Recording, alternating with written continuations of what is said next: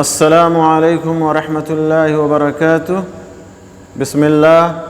الحمد للہ والصلاة والسلام علی رسول اللہ وعلی آلہ وصحبہ ومن والاه۔ محترم ناظرین، حمد و صلوات کے بعد آج جو باتیں میں آپ کے سامنے رکھنا چاہتا ہوں اللہ کی توفیق سے، وہ ان لوگوں کے بارے میں کہ جن کے اوپر قیامت قائم ہوگی۔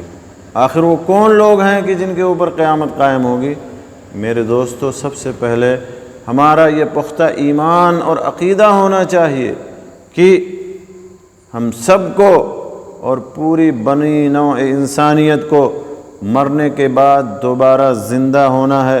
اور اللہ تبارک و تعالیٰ کے سامنے پیش ہونا ہے۔ اللہ تعالیٰ ارشاد فرماتا ہے: زعم الذین کفروا ان لن یبعثوا قل بلی وربی لتبعثن ثم لتنبؤن بما عملتم وذلك علی اللہ یسیر، کہ کافروں کا خیال یہ ہے کہ انہیں دوبارہ زندہ نہیں کیا جائے گا۔ آپ کہہ دیجئے کہ کیوں نہیں، اللہ کی قسم، تمہیں ضرور بالضرور اٹھایا جائے گا، پھر جو کچھ تم نے کیا ہے اس کی تمہیں خبر دی جائے گی، اور یہ کام اللہ تبارک و تعالیٰ پر انتہائی آسان ہے۔ پھر ہمیں اس بات پر بھی پختہ یقین ہونا چاہیے کہ جس دن ہمیں اللہ تبارک و تعالیٰ کے سامنے پیش ہونا ہے وہ دن بے حد قریب ہے، انتہائی قریب ہے۔ اللہ تبارک و تعالیٰ نے قیامت کا ذکر فرماتے ہوئے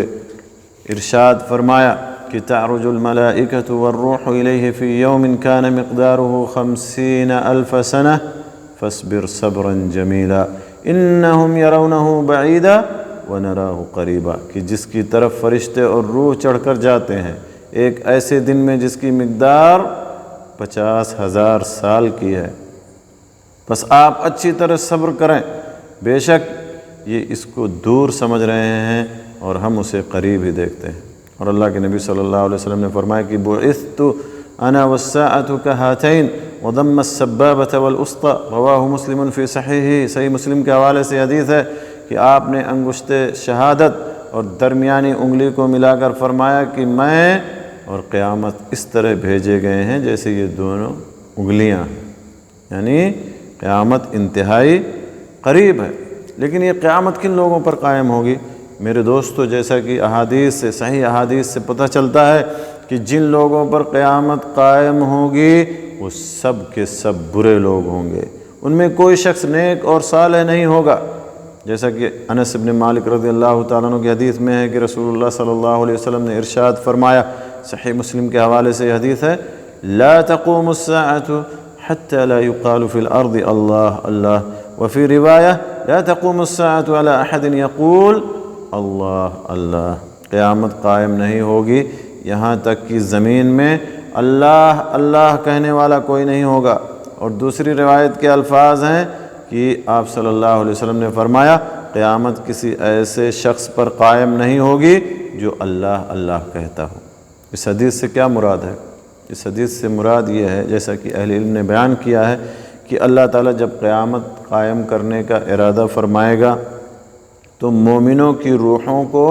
قبض کر لے گا، جس سے زمین پر توحید کا نام لینے والا کوئی نہیں بچے گا، امر بالمعروف اور نہی عن المنکر کا فریضہ انجام دینے والا کوئی نہیں بچے گا، اور کوئی یہ نہیں کہے گا کسی سے کہ اللہ سے ڈر۔ عقبہ ابن عامر رضی اللہ تعالیٰ عنہ کی ایک حدیث ہے کہ رسول اللہ صلی اللہ علیہ وسلم نے فرمایا کہ لا تزال عصابۃ من امتی یقاتلون علی امر اللہ قاہرین لعدوہم لا یضرهم من خالفہم